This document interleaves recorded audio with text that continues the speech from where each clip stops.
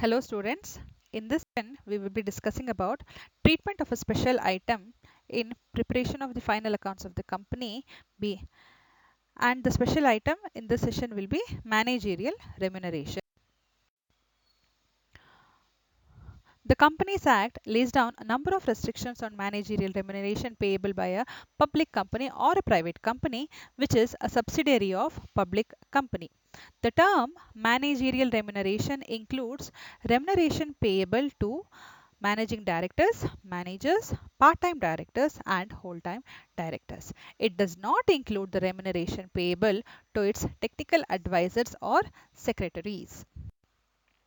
Hence, according to Section 198 of the Companies Act of 1956, the total managerial remuneration payable by a public company or a private company which is subsidiary of a public company to its directors and its manager in respect of any financial year shall not exceed 11% of the net profits of that company for that financial year computed in the manner laid out in section 349, 350 and 351, except that the remuneration of the directors shall not be deducted from the gross profit.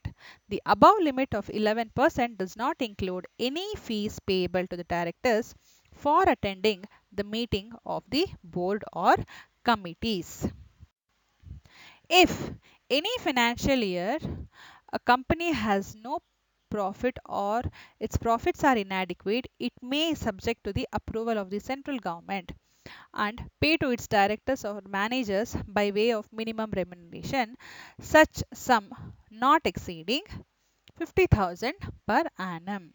A public company must have at least 3 directors, whereas in case of private company, it must have at least 2 directors. The maximum remuneration payable to different categories of managerial personnel as stated above can be summarized as follows.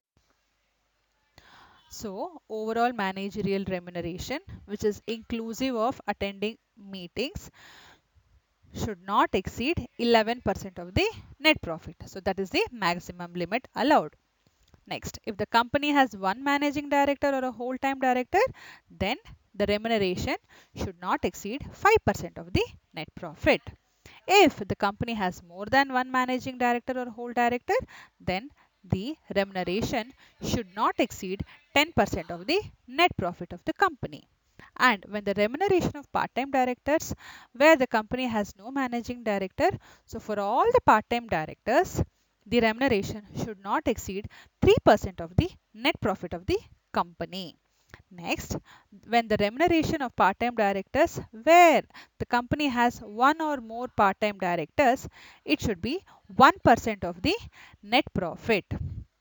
And when the remuneration is paid to the manager, there should be 5% of net profit. That is, it should not exceed the limit of 5% of net profit.